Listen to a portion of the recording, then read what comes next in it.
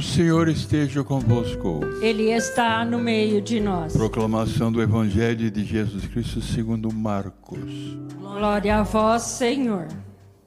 Naquele tempo, Jesus retirou-se para a beira do mar junto com seus discípulos. Muita gente da Galileia o seguia.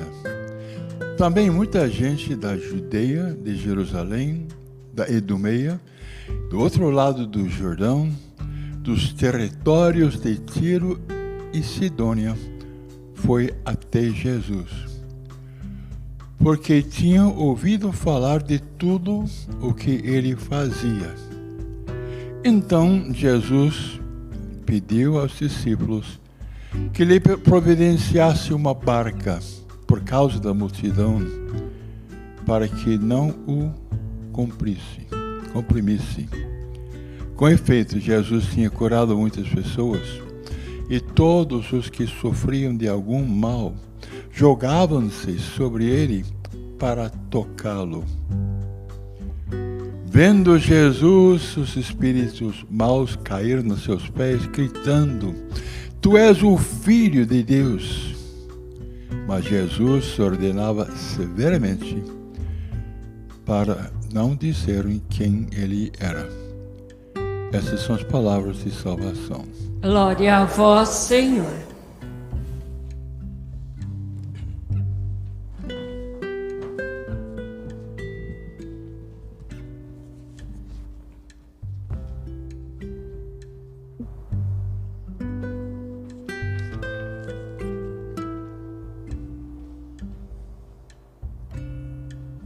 Deus colocou na natureza humana como motivação biológica para que fizéssemos ou evitássemos realidades. Também esse dado que num primeiro momento não depende da vontade, o prazer. Nós somos constituídos de matéria e de espírito, de corpo e de alma. E para realizar determinadas funções biológicas, o nosso organismo é dotado dessa capacidade. Depois da carência, da necessidade de repor as energias, de repor o líquido que se perde, de repor as proteínas, de repor aquilo que é necessário para o funcionamento das células, dos órgãos, dos tecidos, que o organismo experimente uma sensação de satisfação. Existem algumas substâncias que são produzidas pelo nosso organismo, que dão uma sensação de satisfação. Quando comemos, quando bebemos, quando dormimos. São várias as substâncias.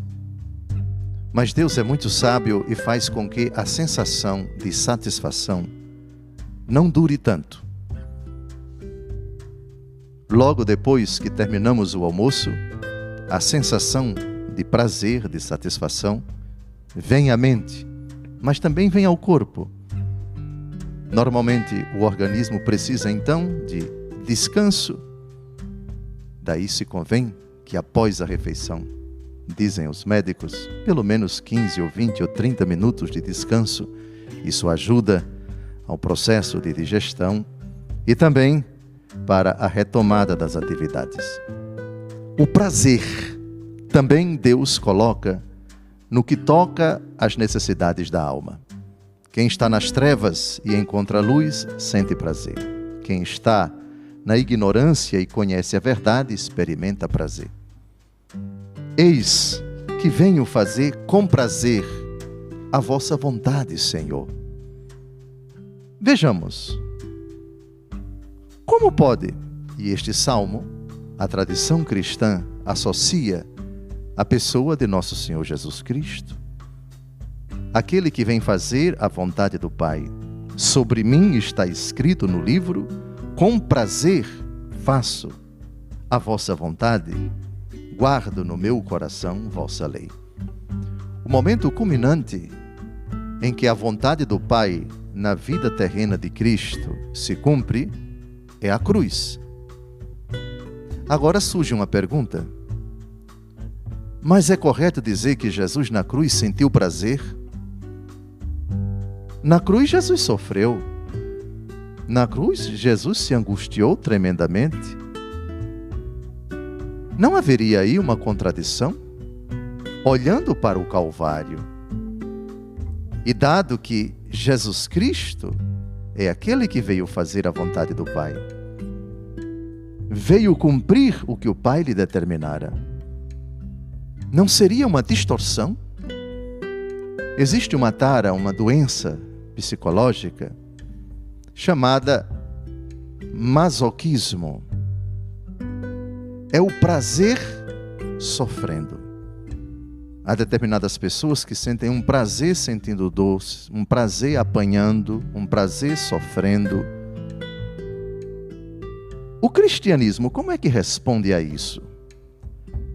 Mas vamos complicar, porque a homilia boa tem que ter uma complicação no começo, senão ela não provoca interesse. No capítulo 53 do livro do profeta Isaías, o texto diz com todas as letras: aprouve ao Pai esmagar o seu filho pelo sofrimento. Está lá.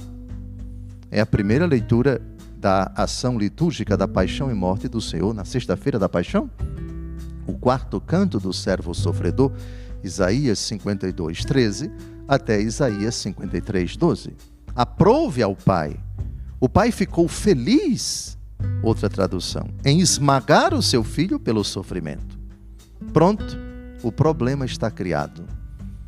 Como pode o Pai, Deus Pai, a primeira pessoa da Trindade, aquele que disse quando Jesus foi batizado, aquele que disse quando Jesus se transfigurou entre Moisés e Elias, na presença de Pedro, Tiago e João: este é o meu filho amado, em quem eu deposito todo o meu bem-querer. Ouvi-o, escutai-o. Como aprouve ao Pai esmagar o filho? Leiam Isaías 53 hoje, os 12 primeiros versículos. E Jesus diz: eis que eu venho com prazer. Resposta. A resposta é muito simples. Na cruz há de se distinguir o sofrimento enquanto tal e o motivo que leva Jesus a sofrer.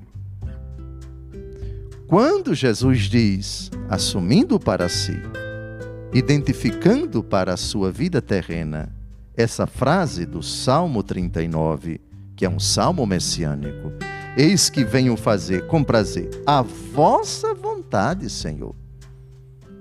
Portanto, na cruz existe o sofrimento, que enquanto tal é horroroso, que em si é indiferente, portanto não é meritório, e existe a causa que leva Jesus até a morte.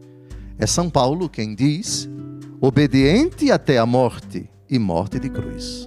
Filipenses capítulo 2, versos de 6 a 11. Portanto, na vida terrena de Jesus, uma palavra-chave define a razão consequente, porque a razão primária é a vontade do Pai. A razão consequente é a obediência ao Pai do Filho eterno, que sempre foi obediente, porque foi gerado eternamente pelo Pai. A vontade do Pai é a vontade do Filho, e a vontade do Filho é a vontade do Pai. Ele se encarna por amor aos homens. Ele se encarna por obediência ao Pai. A vontade do Pai é o amor aos homens. A vontade do Filho é o amor aos homens. E o Filho, que é gerado eternamente pelo Pai, sua vontade é sempre fazer a vontade do Pai. Assim, o que agrada a Cristo na cruz, o prazer que ele experimenta na cruz, não é o prazer pela dor, não é o prazer por causa da dor, é o prazer em obedecer, tendo como consequência a dor. Ficou clara a distinção? Ficou clara a explicação? Se isso não é bem explicado, se isso não é bem entendido, a distorção horrorosa que se faz de quem não entende o que é o cristianismo, de quem não compreende o que aconteceu no Calvário, a ideia de um Cristo que está sofrendo, oh, que coisa boa sofrer, oh, que maravilha ser coroado de espinhos. Mas isso é mentira, isso não é verdade. Portanto, distinga-se no sofrimento de Cristo o sofrimento como efeito, da obediência como causa. O efeito do prazer que Jesus experimenta em obedecer ao Pai, por amor aos homens, traz como efeito o sofrimento, que enquanto tal não causa prazer a Jesus. Quanto à profecia de Isaías capítulo 53, aprove ao Pai esmagar o seu filho pelo sofrimento, deve-se entender nesse sentido. João capítulo 3, versículo 16. Tanto Deus amou o mundo que enviou o seu Filho para que todo que nele crê não pereça, mas tenha a vida eterna. Pronto, esse versículo ajuda a entender Isaías 53, versículos de 6 a 8. Aprove a Deus esmagar o Filho pelo sofrimento. Isto é, aprove a Deus por um amor indizível, incomensurável, eterno, a ponto de não poupar o seu próprio Filho. Ao enviar o Filho, ele não enviou o Filho para sofrer, enviou o Filho para salvar os homens pela obediência que traz como consequência o sofrimento até a morte de cruz. Ficou clara aqui a exposição, não se parte do sofrimento enquanto tal. A questão não é essa na cruz, é obediência no amor até a morte e morte de cruz. Ficou claro? Pronto. Dito isso, se alegre e em vós rejubile todo ser que vos busca, Senhor. A alegria que nós cantamos, parece o canto de entrada, a alegria está no coração, etc. A alegria que experimentamos ao olhar para o Calvário não é a alegria por Jesus ter sofrido, é a alegria pelo fato de o Pai tanto ter amado o mundo a ponto de não ter poupado o seu Filho e quis esmagá-lo. Isto é, o amor incomensurável de Deus é tão grande por mim, pela senhora, pelo Senhor, por você, que Ele não poupou o seu único Filho. É espantoso isso. Não existe em nenhuma religião, exceto o cristianismo, esta grandiosidade do amor de um Deus que se alegra em salvar os homens, e por isso esse amor chegou às raias da, aspas, loucura, porque humanamente falando é loucura. Primeiro Deus se transformar, Deus assumir, Deus se fazer homem, e depois se esgotar dessa forma. Pobre no presépio, humilde durante a sua vida pública, indefeso quando prega, sujeito às maldades e perversidades dos seus opositores. Isto é, Jesus vítima de todas as tramas, de todas as maldades, de todas as inconsequências, de todas as incompreensões, de todo o mau desejo, da resistência. Deus constantemente ao longo de sua vida pública se humilhando, implorando, se revelando, ensinando, manifestando os seus prodígios de amor. Vejam no evangelho que nós acabamos de ouvir, vão até Jesus pessoas de Jerusalém, da Idumeia, do outro lado do Jordão. Há um encontro de quem? Daquele que vem ensinar, vem expulsar os espíritos impuros, vem libertar de todos os males aqueles que padeciam essas enfermidades, essas doenças, comprimiam nosso Senhor. Até os espíritos maus caem diante de nosso Senhor, dizendo: Tu és o Filho de Deus. Isso não deixa de ser espantoso, não deixa de impactar o nosso coração, comovido diante desta loucura do prazer de ser rejeitado. Vejam, a frase é ambígua, eu vou repetir, eu preciso insistir. Os 33 anos da vida de nosso Senhor Jesus Cristo, principalmente os 3 últimos, foram anos de prazer. Mas um prazer que é marcado pelo sinal da contradição, da implacável, da ferrenha, da feroz, da furiosa reação dos seus desafetos, dos seus inimigos. É na carta aos Hebreus, e essa é a segunda leitura da ação litúrgica da paixão do Senhor.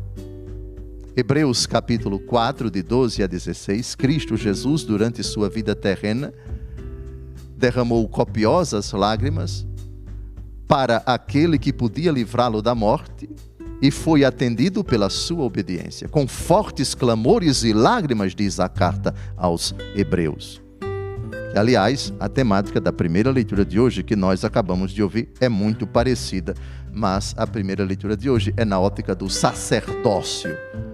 O sacerdócio, ele não é sofrido, enquanto desempenhado pelos levitas, que eram os homens da tribo de Levi, tribo escolhida por Deus para ser a tribo sacerdotal. Os levitas não tiveram parte de terra nenhuma, quando o povo tomou a terra prometida, quando Israel conquistou, depois de 31 batalhas, a Terra Santa. A Terra Santa foi dividida entre 11 tribos, não entre 12, porque a tribo de Levi foi escolhida por Deus para se dedicar exclusivamente ao sacrifício.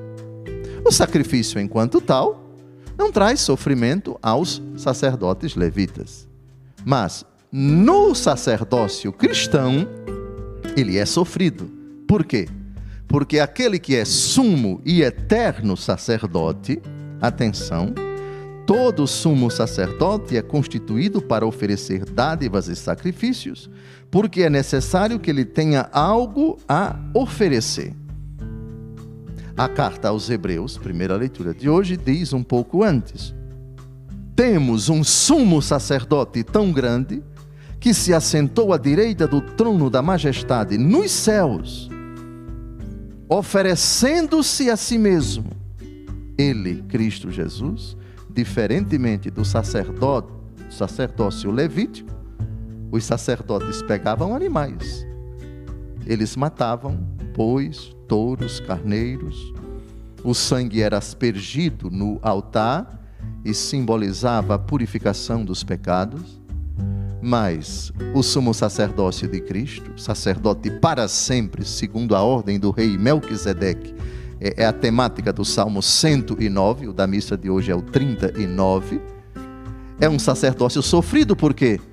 Porque ele é sacerdote e ao mesmo tempo é altar e ao mesmo tempo é vítima.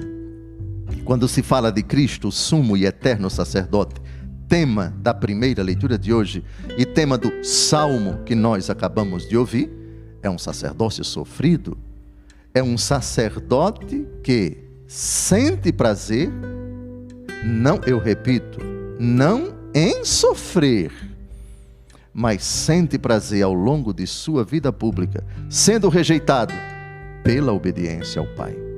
É por causa da fidelidade ao Pai que ele é caluniado, que os seus opositores tramam sua morte, que lhe lançam perguntas capciosas, que pegam em pedras para atingi-lo, para matá-lo, que se submete a ações constrangedoras, que vai em Gadara, expulsa os demônios e aquela população pede para ele se retirar.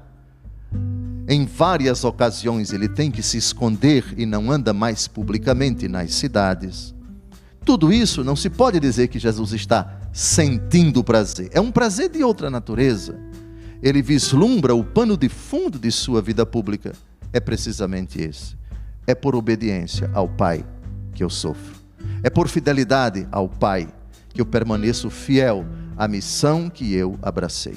Eu quisera concluir essa breve homilia dizendo a todos vocês que sofrem por algum motivo que tenha relação por fidelidade com a fidelidade a Deus, ao Santo Evangelho, a coerência com os seus princípios, o não arredar o pé daquelas verdades imutáveis, imbarganháveis, intangíveis, ao não ceder diante da tentação, da pressão, do pedido, da insistência ou de qualquer outro tipo de manobra para que você desvirtue sua fé, para que você abra mão daquilo que você sempre professou, para que você seja maleável, para que você transija os princípios morais, éticos, radicados no Evangelho que você recebeu do seu pai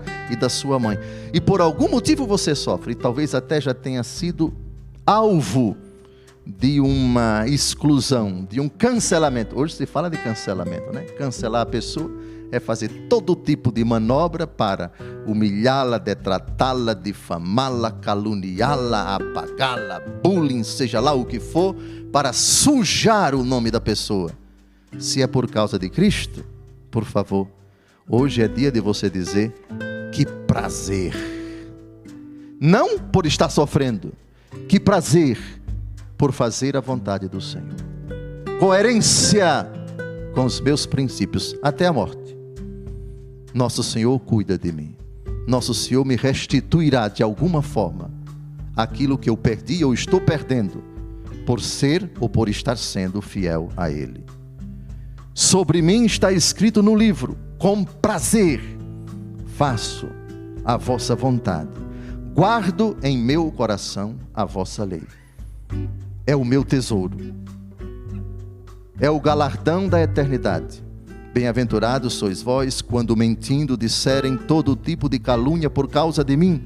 Alegrai-vos e exultai, porque será grande no céu a vossa recompensa. Essa é a mística dos apóstolos, essa é a mística dos mártires, de Santo Estevão, de São Paulo, de São Pedro, de tantos que ao longo de 2000 anos de história da Santa Igreja, até na hora da morte, na hora derradeira, experimentaram o prazer morrendo, o prazer de ser fiel a Deus. Lembro agora, só para concluir essa homilia de 10 segundos, a história do diácono São Lourenço. O senhor vai a Roma, por favor, eu faço um pedido, tem um saltinho lá na Basílica, construída em cima do túmulo de São Lourenço. Sendo queimado na grelha, ainda teve o bom humor de olhar para os seus algozes e dizer: vire aqui, aqui já está bem queimado, queime aqui do outro lado. Foi isso mesmo, o prazer da fidelidade a Cristo, que ainda encontra a ironia de dizer para o seu algoz: termine de matar direito, porque aqui já está quase morto. Louvado seja nosso Senhor Jesus Cristo. Para sempre seja louvado.